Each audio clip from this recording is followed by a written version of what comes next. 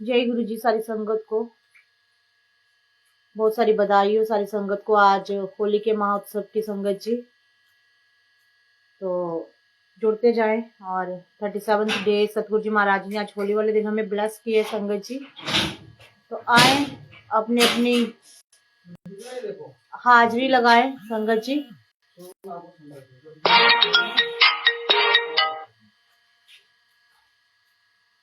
तो सभी जुड़ते जाए संगत जी और सतगुरु जी महाराज जी के चरणों में कोटि कोटि प्रणाम है। और बाकियों को भी जोड़िए, आप जितनी भी आपकी गुरु संगतें हैं हमारी उनको भी जोड़िए और सभी को होली की बहुत बहुत बधाई। और मैं जानती हूँ आज सुबह से बहुत सारे लोग थक गए होंगे, इसीलिए जल्दी से आ नहीं रहे। तो संगत जी मैं भी आज जल्दी जल्दी पाठ करूंगी, क्योंकि 3 से 4 दिन फिर ये पाठ सुनने का मौका हमें नहीं मिलेगा। तो इसलिए मैंने सोचा आज मैं ये पाठ करूंगी। सतगुरु जी महाराज कोटि कोटि प्रणाम है।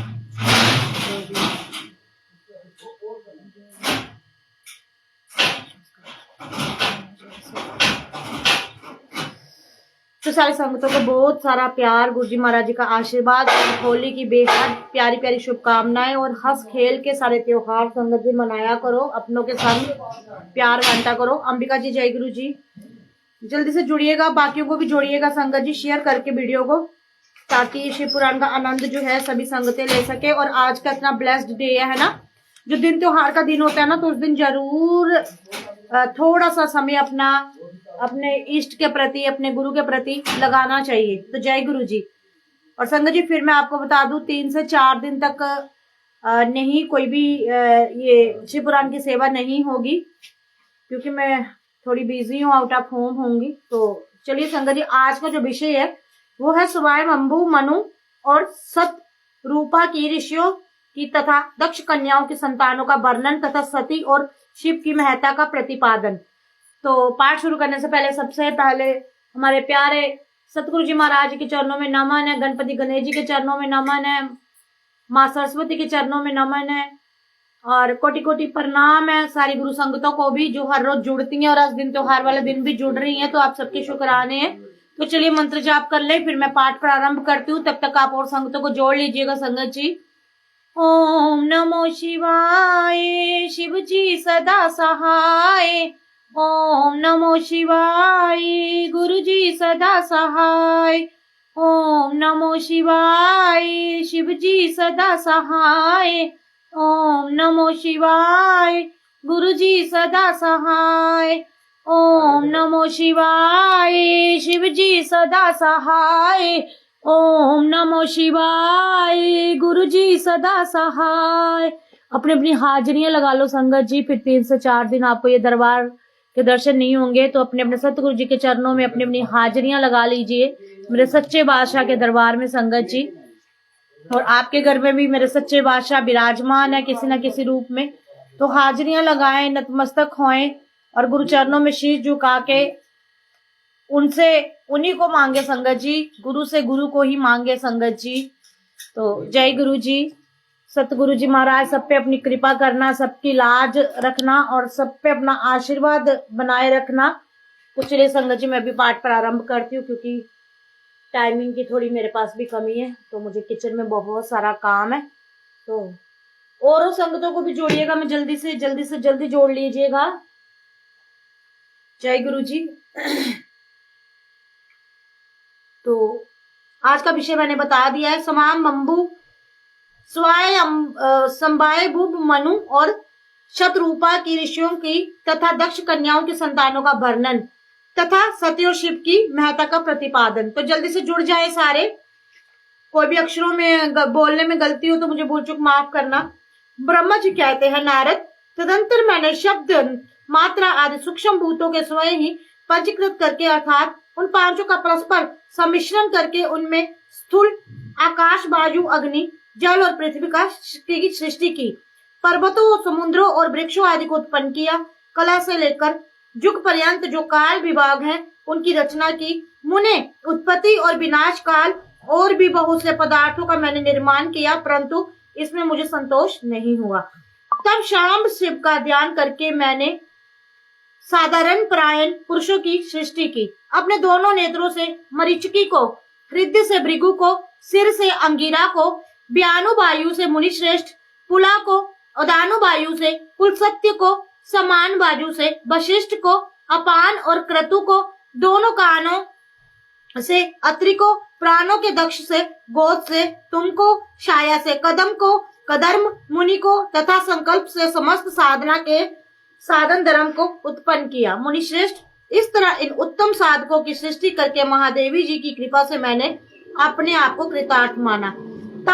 तत्पश्चात संकल्प से उत्पन्न हुए धर्म मेरी आज्ञा से मानव रूप धारण करके साधकों की प्रेरणा में लग गए हैं। इसके बाद मैंने अपने विभिन्न अंगों से देवता, असुर आदि के रूप में असंख्य पुत्रों की सृष्टि करके उन्हें भिन्न भिन्न शरीर प्रदान किए। मुने तदंतर अंतर्यामी भगवान शंकर की प्रेरणा से अपने शरीर को दो भागों में विभक्त करके मैं दो रूप वाला हो गया। नारद, आधे शरीर से मैं स्त्री हो गया और आधे से पुरुष।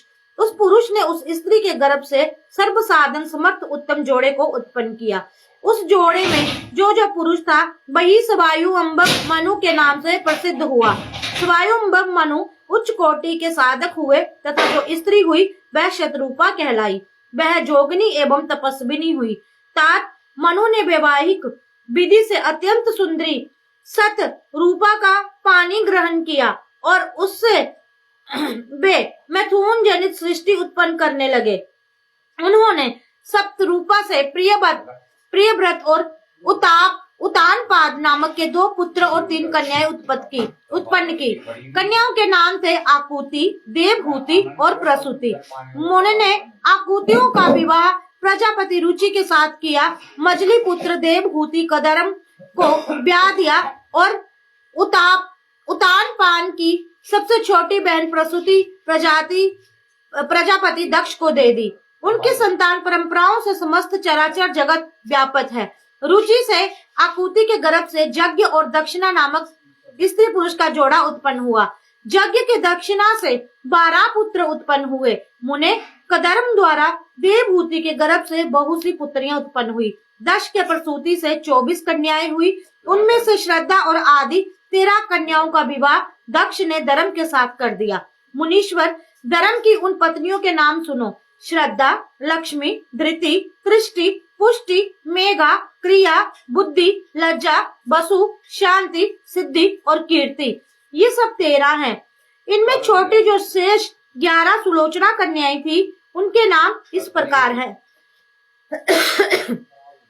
ख्याति, सती, संभूति, समृति, प्रीति, क्षमा, सनंती, अनसुया, ऊर्जा, स्वाहा तथा सबदा।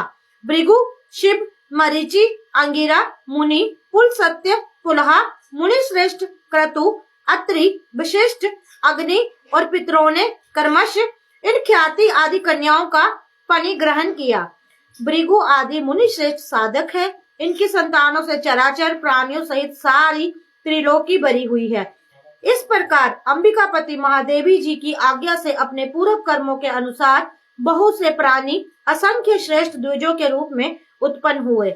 कल्प वेद से दक्ष के 60 कन्याएं बताई गई हैं। उनमें से 10 कन्याओं का विवाह इन्होंने धर्म के साथ किया। 27 कन्याएं चंद्रमा को ब्याह दी और विधि पूर्वक 13 कन्याओं के हाथ दक्ष ने कश्यप के हाथ में दे दिए। नारद, उन्होंने 4 कन्याएं श्रेष्ठ रूप वाले ताक्षर्य और इष्टिनेमि को ब्याह दी तथा भृगु, अंगिरा और कृशाशप को 2-2 कन्याएं अर्पित की। उन स्त्रियों से उनके पतियों द्वारा बहुसंख्य चराचर प्राणियों की उत्पत्ति हुई। मुनि श्रेष्ठ, दक्ष ने महात्मा कश्यप को जिन 13 कन्याओं का विधि पूर्वक दान दिया था उनकी संतानों से सारे त्रिलोकी व्यापक है।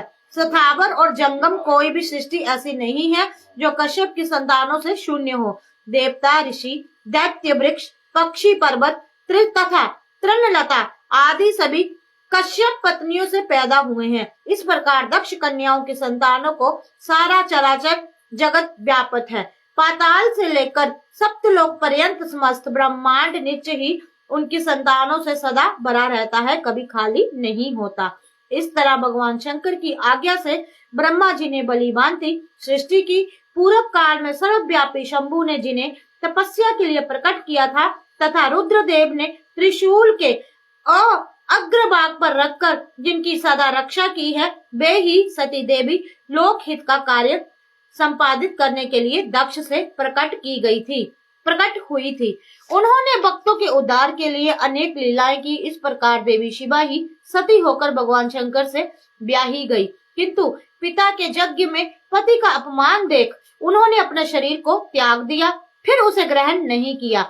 वे अपने परम पद को प्राप्त हो गई। फिर देवताओं की प्रार्थना से ही वे शिव पार्वती के रूप में प्रकट हुई और बड़ी बारी तपस्या करके पुनः भगवान शिव को उन्होंने प्राप्त कर लिया। मुनीश्वर इस जगत में उनके अनेक नाम प्रसिद्ध हुए। उनके कालिका, चंडिका, भद्रा, चामुंडा, विजया, जया, जयंती, भद्रकाली, दुर्गा, भगवती, कामाख्या, कामदा, अम्बा, मृंडानी और सर्वमंगला आदि अनेक नाम हैं जो भोग और मोक्ष देने वाले हैं। ये सभी नाम उनके गुण और कर्मों के अनुसार हैं। मुनि श्रेष्ठ, इस प्रकार मैंने सृष्टि कर्म का तुमसे वर्णन किया है। ब्रह्मांड का ये सारा भाग शिव की आज्ञा से मेरे द्वारा रचा गया है। भगवान शिव के पर ब्रह्मा परमात्मा कहा गया है।